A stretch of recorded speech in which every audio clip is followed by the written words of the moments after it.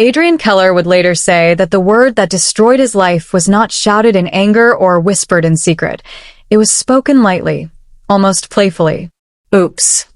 That was the word his younger sister, Vanessa Keller, said after her hand pushed his pregnant wife down the grand staircase of their family home. But that moment did not begin there. It began months earlier, on a quiet Sunday evening, when Adrian first noticed the way Vanessa looked at his wife, Mela. The three of them had been sitting at the dining table, laughing over roasted chicken and spiced potatoes. Mela, 7 months pregnant, had her hands resting gently on her belly while Adrian described the nursery he was painting. "I chose soft yellow," he said proudly. "I want the baby to feel warm the moment she opens her eyes." Mela smiled lovingly. "You've already become the best father," she teased. Vanessa forced a smile, swirling her drink. "Must be nice," she muttered. Adrian looked up. "What does that mean?" She shrugged. "Nothing. Just you got everything, that's all." Mela reached across the table kindly. "Vanessa, you'll have your happiness too." Vanessa's eyes hardened for a split second before she laughed it off. "Of course I will." But Adrian felt something shift in the air that night, something invisible yet heavy. As they left the table, Mela squeezed his hand. "Your sister seems sad," she whispered. Adrian nodded slowly. "She's always been sensitive." Neither of them realized that sensitivity had already begun turning into resentment, quiet, patient, and dangerously deep. Vanessa Keller had always lived in the shadow of her older brother. Adrian was the successful one, respected architect, devoted husband, soon-to-be father. Vanessa, on the other hand, felt like life had skipped over her entirely. One rainy afternoon, she visited their mother alone. "You always talk about Adrian like he's perfect," she complained, pacing the living room. Their mother sighed. "He works hard, Vanessa. You could too." Vanessa stopped walking. "You see? That's what I mean. Adrian this, Adrian that." She folded her arms tightly. "He has the career, the beautiful wife, the baby on the way. What do I have?" Her mother looked at her carefully. "You have choices. But jealousy will poison you if you let it." Vanessa laughed bitterly. "Jealous? I'm not jealous." But even she could hear the lie in her voice. Later that evening, she scrolled through Mela's pregnancy photos online. The baby shower, the glowing smiles, Adrian kneeling to kiss her belly. Vanessa's jaw tightened. "She walked into our lives and took everything," she whispered to herself. She remembered when Adrian used to take her out for ice cream, when she was the center of his world. Now Mela had that place. A dangerous thought crept in, quiet but sharp. If Mela wasn't there, things would go back to normal. Vanessa shook her head, trying to dismiss it, but the thought didn't leave. It lingered, growing roots. By the time she received Adrian's invitation to stay with them for a few weeks to clear her mind, Vanessa accepted, not out of gratitude, but because something dark inside her wanted to be closer to the life she believed had been stolen from her. Mela Keller welcomed Vanessa with genuine warmth. "Stay as long as you like," she said, hugging her gently at the doorway. "Family should be close, especially now." Adrian smiled proudly at his wife's kindness. "See? I married an angel." Vanessa forced a laugh. "Yes, you did." Living together, however, exposed cracks quickly. Mela noticed Vanessa watching her constantly, when she folded baby clothes, when Adrian massaged her swollen feet, when they laughed together on the couch. One evening, Mela tried to bridge the distance. "Do you want to feel her kick?" she asked softly, guiding Vanessa's hand to her belly. The baby moved. Vanessa froze. Instead of joy, something cold flashed in her eyes. "Strange," she said flatly, pulling her hand away. "It feels real." Mela chuckled gently. "Of course she's real." Vanessa stared at her stomach a moment longer, then comfortable. Later that night, she confronted Adrian in the kitchen. "You've changed," she said. Adrian frowned. "What are you talking about? You don't have time for me anymore." He sighed. "Vanessa, I'm about to be a father." "Exactly," she snapped. "You replaced me." Adrian's voice softened. "No one replaces you. You're my sister." But Vanessa shook her head. You chose her. From the hallway, Mirella overheard everything. She stepped in quietly. Vanessa, love multiplies. It doesn't replace.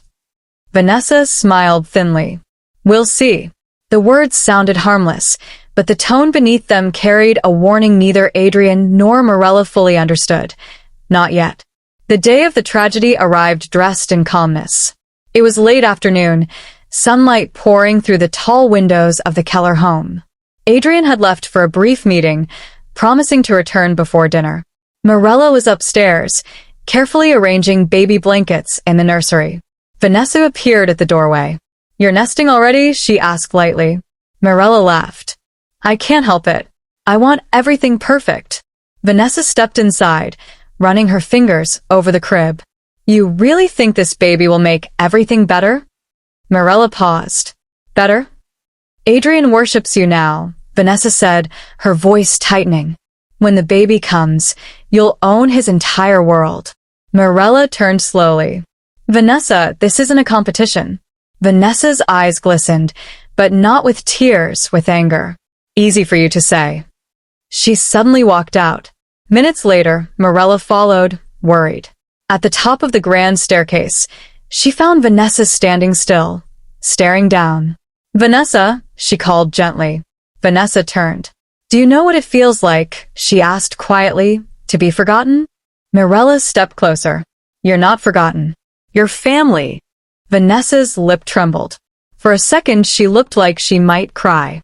Mirella reached out to hug her, and that was when Vanessa's hands shot forward. The push was quick, but forceful. Mirella's eyes widened as her body lost balance. She tumbled down the marble stairs, her scream echoing through the house. At the top, Vanessa stared down coldly, then shrugged slightly. Oops. Adrian's phone slipped from his hand when he received the call. Your wife has been rushed to St. Mary's Hospital, the paramedic said urgently. She fell down a staircase. She's in critical condition.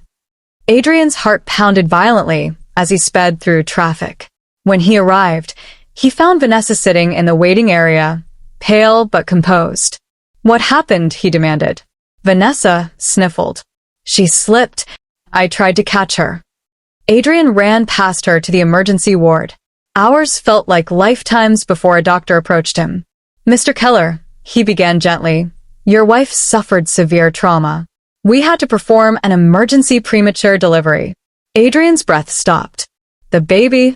She's alive, but very fragile. Adrian entered the ICU, tears blurring his vision. Mirella lay unconscious, bruised, machines breathing for her.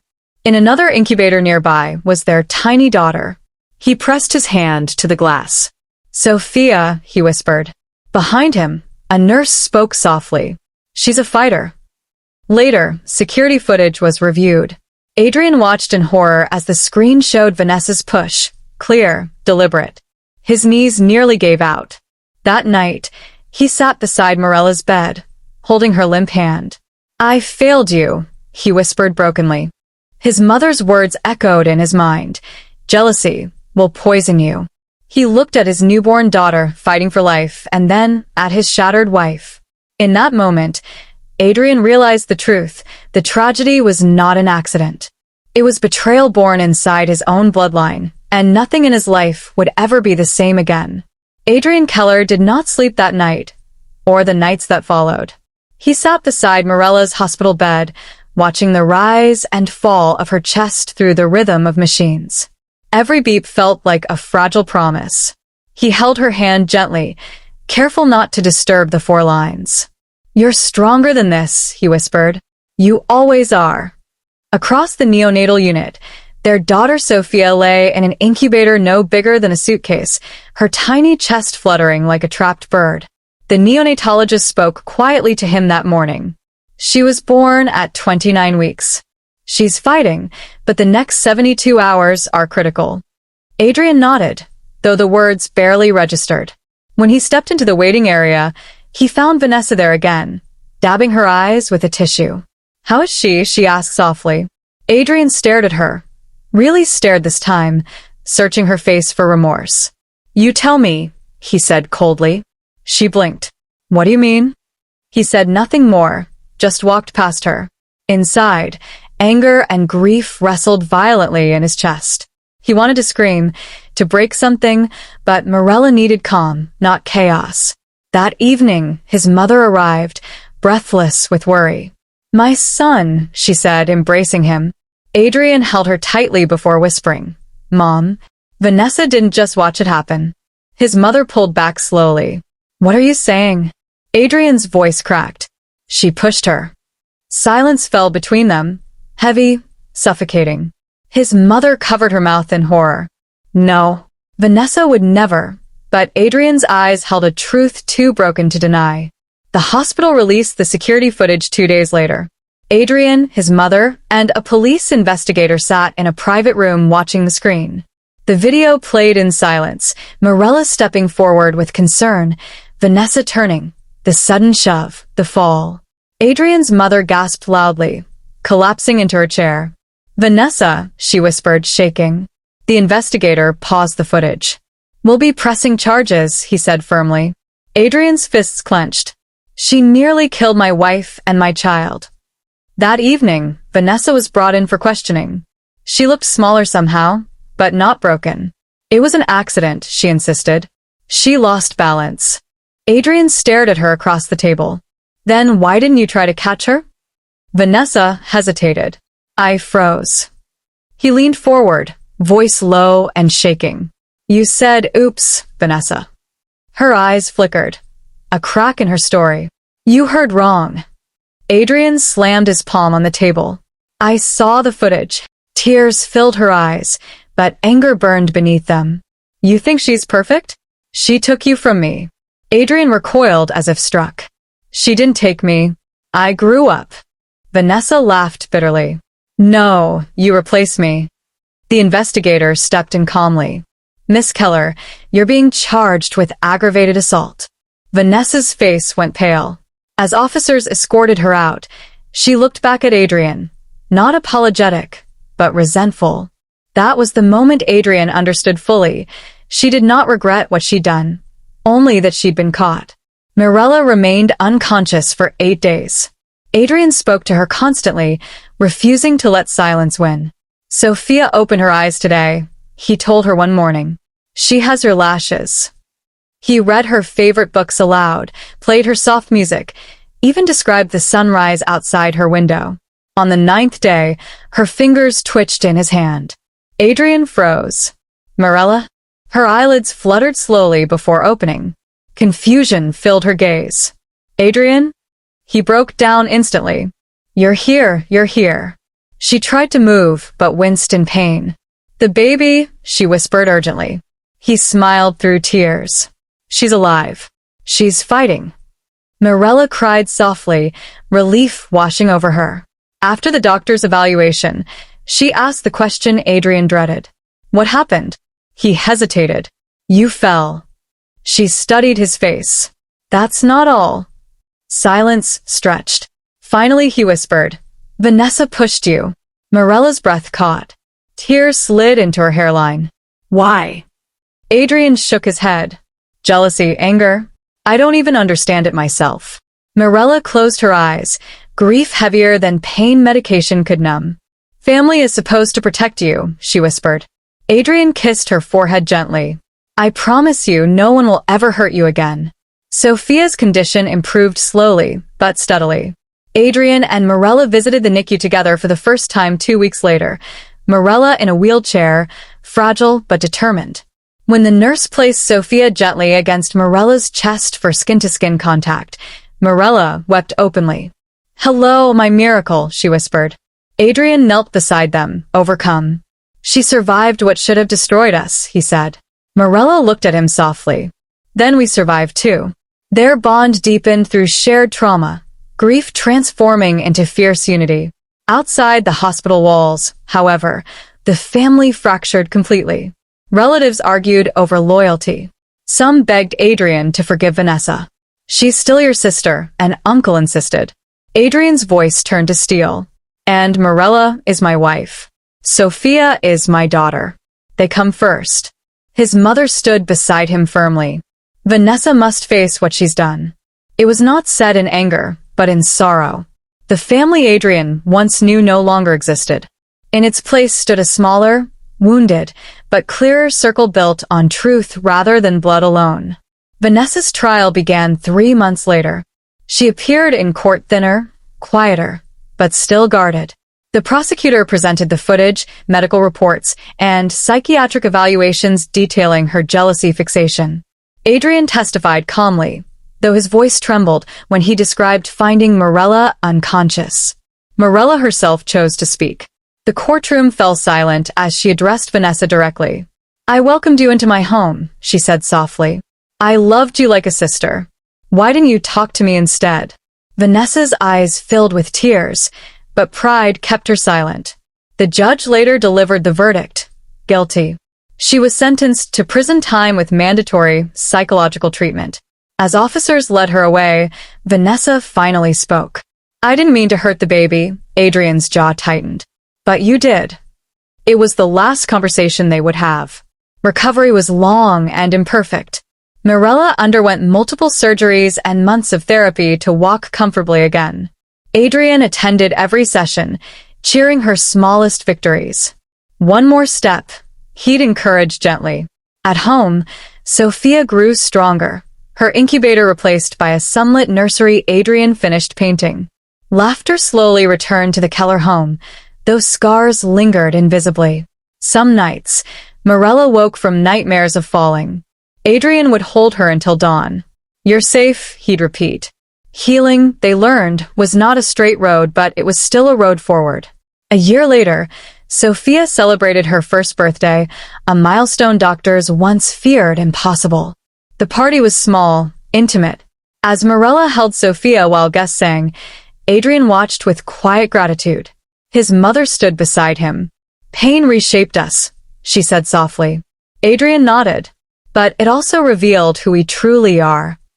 He no longer mourned the sister he lost. He mourned the illusion of who he thought she was. Vanessa wrote letters from prison, long, tear-stained apologies. For months, Adrian ignored them. One evening, Mela placed a letter gently on the table. "Forgiveness isn't for her," she said. "It's for us." Adrian read the letter in silence. Vanessa admitted her jealousy, her loneliness, her regret. She asked for nothing, only that Sophia grow up knowing the truth. Adrian didn't reply, but the hatred in his chest loosened slightly. 5 years passed. Sophia grew into a lively, joyful child who loved sunflowers and bedtime stories. One afternoon she asked, "Daddy, do I have an aunt?" Adrian paused. Mela squeezed his hand. "Yes," he said finally, "but she made a very big mistake." Sophia nodded thoughtfully. "People can learn, right?" Adrian looked at his daughter, living proof of survival, and smiled faintly. "Yes, they can." On the anniversary of the tragedy, Adrian stood at the top of the restored staircase, the place where everything had shattered. Mela joined him, walking steadily now. "Do you still hear it?" she asked gently. He nodded. "That word. Oops." She slipped her hand into his. "One word nearly destroyed us," she said. "But love rebuilt us." Downstairs, Sophia's laughter echoed through the home. Bright, alive, victorious. Adrian exhaled slowly, releasing years of buried anger. "Our story didn't end that day," he said. Mela smiled. "It began again." Together they walked down the staircase, not in fear, but in strength, leaving the ghost of betrayal behind as they stepped fully into the life they had fought so hard to keep. Life did not return to what it once was. It evolved into something quieter, stronger, and far more intentional. Adrian Keller found himself changing in ways he never expected. Before the tragedy, he had measured success in buildings designed, contracts signed, and recognition earned. Now he measured life in hospital checkups that ended with smiles, in Mela's steady footsteps across the living room, and in Sophia's laughter echoing through the hallways. One evening, as he tucked Sophia into bed, she traced the faint scar on his wrist, a mark from the night he punched a hospital wall in helpless rage. "Does it hurt?" she asked softly. Adrian smiled gently. "Not anymore." She nodded, satisfied. Mommy says scars mean you survived something big. Adrian sat beside her longer than usual that night, watching her drift to sleep. Later, he found Mela in the kitchen preparing tea. I've been thinking, he said. She looked up curiously. About what? He hesitated. About starting a foundation for trauma survivors. Families broken by violence. Morela's eyes softened instantly. Turning pain into purpose, she said. I love that. Adrian exhaled deeply. If what happened to us can help someone else survive, then it won't feel so meaningless. Mela walked over and wrapped her arms around him from behind. Nothing we suffered was meaningless, she whispered. It brought us here, stronger, clearer, together. For the first time, Adrian realized healing was no longer just about surviving the past, but building something meaningful beyond it. Months later, the Keller Family Foundation officially opened, a quiet but powerful milestone. At the launch event, survivors shared stories of domestic betrayal, family violence, and emotional trauma. Adrian listened to each one, recognizing fragments of his own journey in their voices. When it was his turn to speak, he stood at the podium, pausing as he looked out at the audience. Mela sat in the front row, Sophia beside her, swinging her legs. People think tragedy ends a family, Adrian began. Sometimes it does. But sometimes it reveals who is willing to rebuild.